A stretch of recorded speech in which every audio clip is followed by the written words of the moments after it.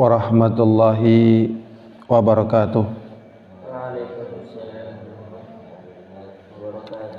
Alhamdulillah alladzi bi ni'matihi tatimmus shalihat. Allahumma salli wa sallim ala Muhammadin wa ala alihi wa ashabihi wa man tabi'ahum bi ihsanin ila yaumiddin wa ba'd.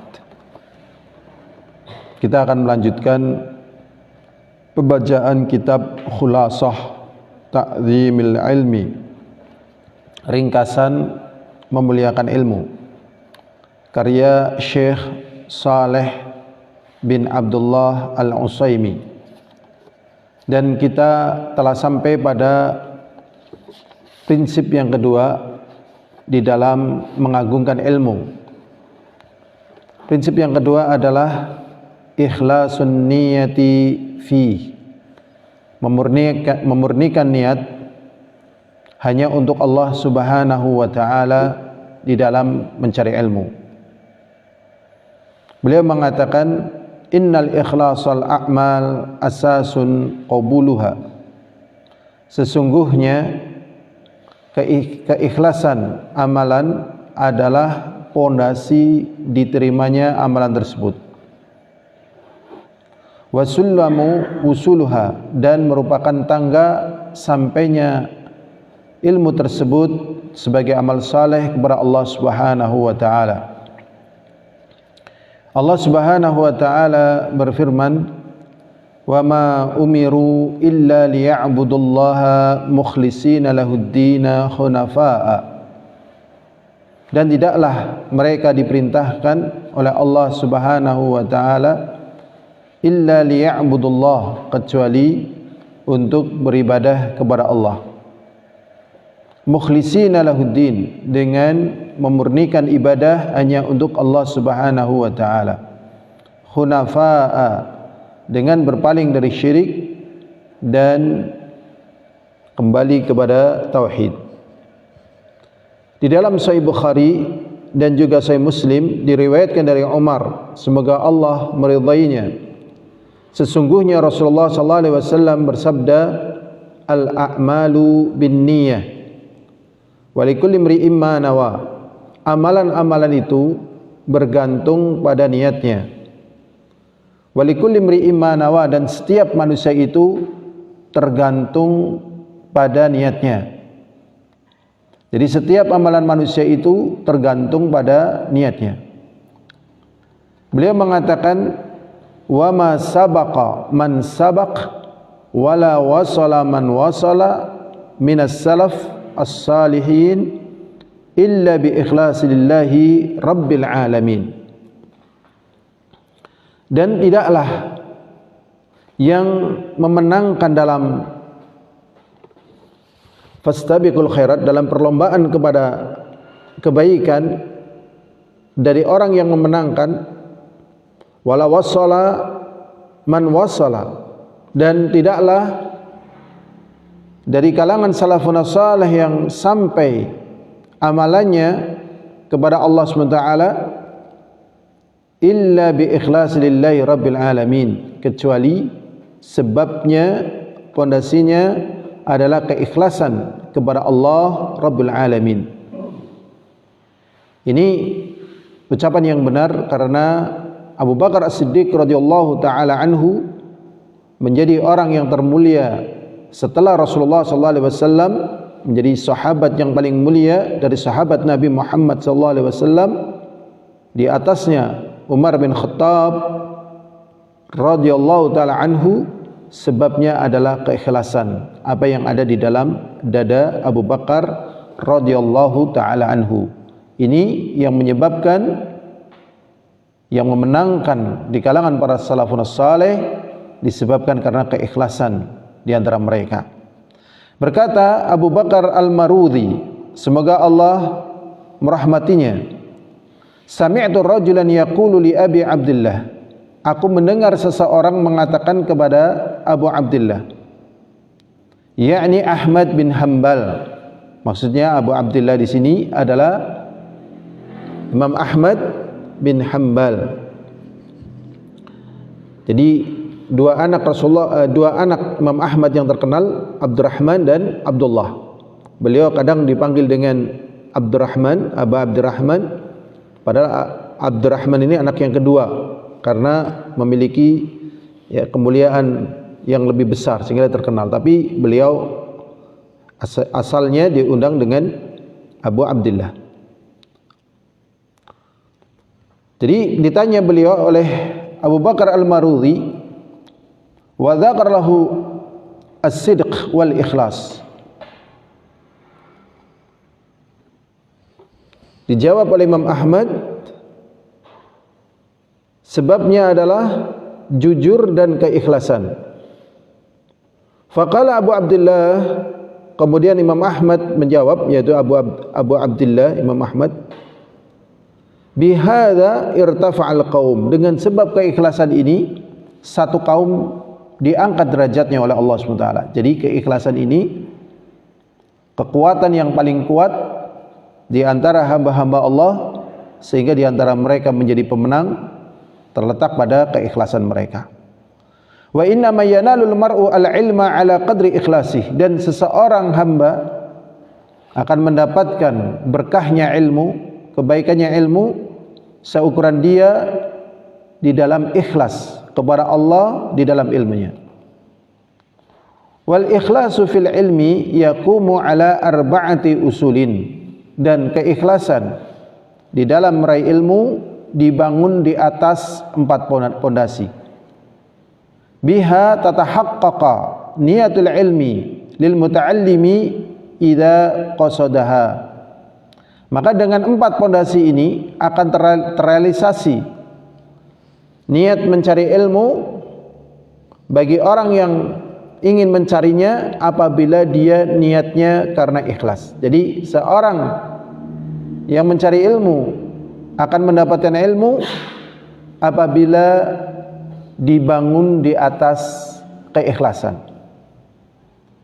Pondasi yang pertama dari keikhlasan mencari ilmu adalah raf'ul jahli an nafsihi.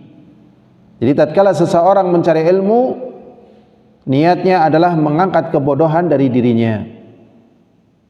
Jadi Al-Imam Az-Zahabi menjelaskan ciri-ciri daripada ulama akhirah adalah tatkala dia mencari ilmu, tujuannya bukan yatabahauna bainal ulama, supaya dia berbangga bisa duduk bareng selevel dengan para ulama, atau niatan-niatan yang lain dari perkara dunia. Sehingga tatkala seseorang mencari ilmu, tujuan pertamanya adalah mengangkat kebodohan dari dirinya sendiri, bita'limihim raful jali an nafsi, mengangkat kebodohan dari dirinya sendiri, bita'rifiha, dengan dia memahaminya, ma'alaiha minal ubudiyat, dari perkara-perkara yang wajib dari perkara ibadah seperti sholat, puasa dan lain sebagainya dari perkara ibadah yang harus dia kerjakan. Wa iqafuha ala maqasidil amri wan nahyi, dan dia tetap berada pada posisi itu sesuai dengan tujuan larangan dan perintah. Jadi tetap dalam keadaan mengangkat kebodohan dari dirinya sendiri sehingga dia bisa menjalankan perintah dan meninggalkan larangan. Poin yang kedua, raful jahli anil khalqi. Niatnya adalah dalam rangka mengangkat kebodohan dari makhluk Allah SWT, dari orang lain. Bita'limihim, dengan mereka mengajari ilmu tersebut kepada manusia, wa irsyadihim, dan membimbing mereka, lama fihi salahu dunyahum wa akhiratahum, karena dengan adanya yang membimbing manusia dari perkara kebodohan yang ada pada mereka, ini menjadikan sebab baiknya dunia mereka dan akhirat mereka. Jadi baiknya dunia kaum muslimin atau dunianya manusia karena adanya pengajaran agama Allah Subhanahu wa taala. Maka tujuannya ini dari poin keikhlasan bagi mereka yang mencari ilmu. Kemudian yang ketiga, ihya'ul ilmi, yaitu dalam rangka menghidupkan ilmu.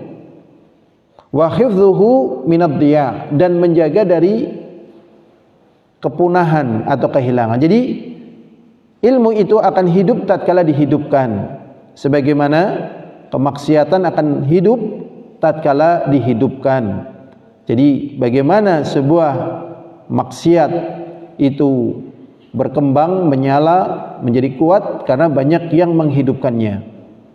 Dan bagaimana ilmu agama itu hancur karena sedikitnya yang menghidupkannya.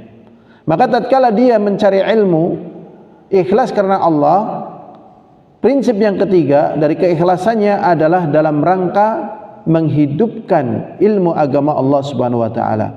Sehingga tatkala ada yang duduk di majelis ilmu, ada yang tafaqquh fid din, maka akan nampak kekuatan ilmu masjid-masjid, dan yang demikian ini merupakan daripada bentuk penjagaan Allah Subhanahu wa taala terhadap agamanya. Ini prinsip yang ketiga.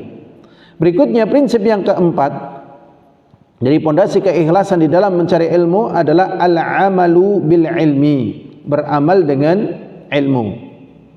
Sehingga orang yang berilmu semakin tinggi ilmunya, maka akan terdidik jiwanya, akhlaknya, perkataannya, pertimbangannya, tinjauannya, kebijakannya, karena dia tertuntut dengan ilmu yang ada untuk dia amalkan. Maka prinsip yang keempat adalah dia beramal dengan ilmu yang benar, yang ikhlas, yang dia ketahui, sehingga terrealisasi dari 4 prinsip keikhlasan di dalam mencari ilmu. Berikutnya, walaqad kana salaf, dan sungguh salafun as-salih, kata Syekh Saleh Al-Utsaimin rahimahullah, semoga Allah merahmatinya, yakhafuna fawatal ikhlas min talabihim al-ilm. Jadi salafun as-salih sangat khawatir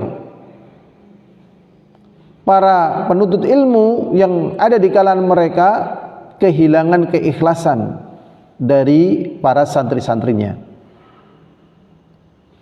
La annahum lam yuhaqqiquhu fi qulubihim, bukan dari sisi mereka pertama tidak faham, kemudian bukan dari sisi mereka yaitu para santrinya, dari ilmu yang dia pelajari tidak kokoh di dada-dada mereka.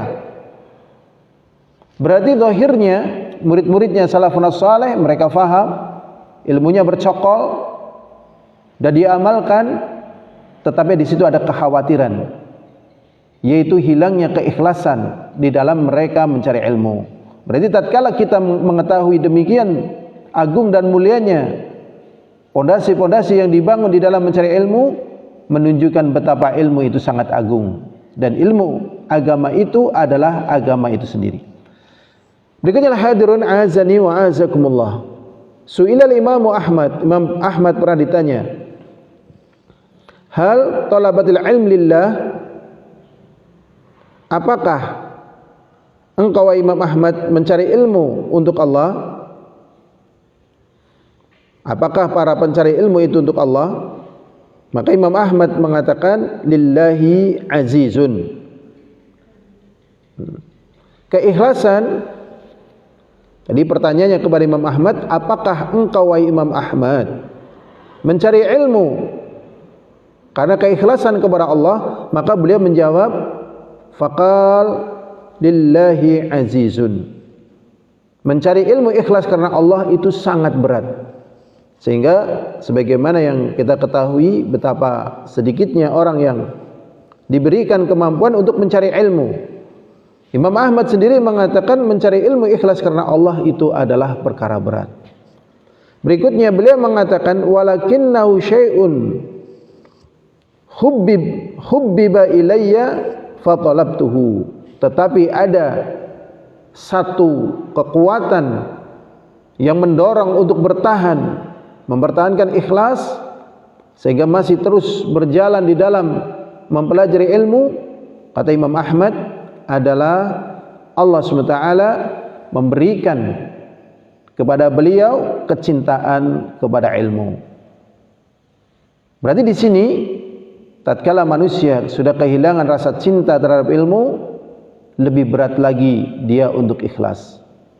Betapa Imam Ahmad merasakan betapa sulitnya mencari ilmu, tetapi beliau masih terus bertahan dan bertahan. Betapa sulitnya untuk ikhlas, tapi beliau tetap bertahan dan bertahan karena ada kekuatan di belakang itu, yaitu kecintaan kepada ilmu. Kemudian berikutnya,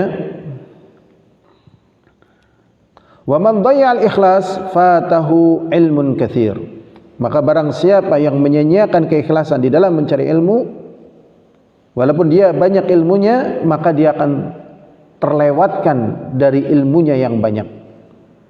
Wa khairun wafir, dan kebaikan yang banyak. Wa yanbaghi liqasidis salamah ayatafaqqada hadzal asl. Maka hendaknya bagi mereka para penuntut ilmu yang dicari adalah keselamatan, hendaknya dia khawatir akan kehilangan pondasi keikhlasan ini. Fi umurihi kulliha, dalam segala urusannya. Daqiqiha wa jaliliha, baik yang sifatnya dakik yaitu kecil atau rinci, wa jaliliha ataupun perkara yang besar. Sirriha wa alaniha, baik yang rahasia ataupun yang nampak.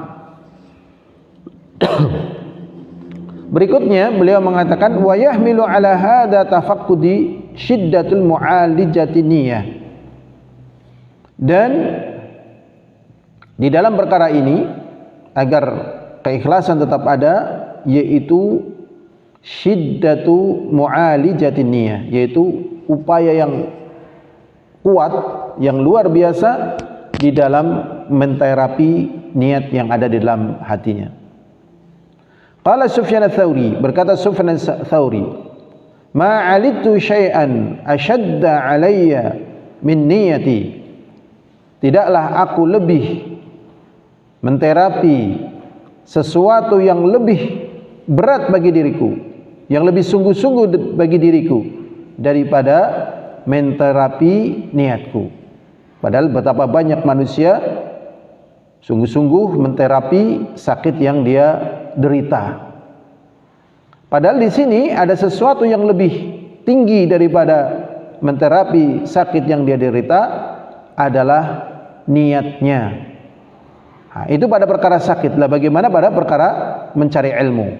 Sehingga memang di sini niat menjadi fokus yang besar, karena ini nanti menentukan derajat seseorang di hadapan Allah SWT. Li'annaha taqallaba alayya, karena sesungguhnya niat itu bolak-balik, senantiasa berubah-ubah. Bal qala Sulaiman al-Hashimi, bahkan Sulaiman al-Hashimi mengatakan rahimahullah ta'ala, rubama uhaddithu bihadithin wahid, terkadang aku menyampaikan satu hadis, wali niyah, dan aku memiliki satu niat. Jadi beliau akan menyampaikan satu hadis, niatnya ikhlas karena Allah. Fa idza utitu ala ba'dihi, tapi tatkala aku menyampaikan sebagian daripada hadis tersebut, belum selesai satu hadis, padahal niatnya tadi sudah ikhlas karena Allah untuk menyampaikan satu hadis, ternyata baru disampaikan setengah hadis, taghayyarat niyati, ternyata niatnya sudah berubah. Ini dalam perkara agama. Bagaimana pada perkara dunia? Makanya dalam perkara ini kita berhati-hati supaya jangan terkecewakan dalam kehidupan dunia ini. Nah, ini berubah, padahal menyampaikan satu hadis, di tengah jalan berubah niatnya. Faidal hadis wahid yahtaj ila niyatin. Maka disimpulkan oleh beliau, untuk bisa menyampaikan satu hadis saja itu membutuhkan persiapan, banyak niat untuk ikhlas kepada Allah Subhanahu wa taala. Kita telah selesai prinsip yang kedua dari mengagunkan ilmu, yaitu ikhlas niat karena Allah Subhanahu wa taala. Ini saja, semoga bermanfaat, dan di lain kesempatan akan kita lanjutkan prinsip yang ketiga. Walhamdulillahirabbil alamin. Assalamualaikum warahmatullahi wabarakatuh.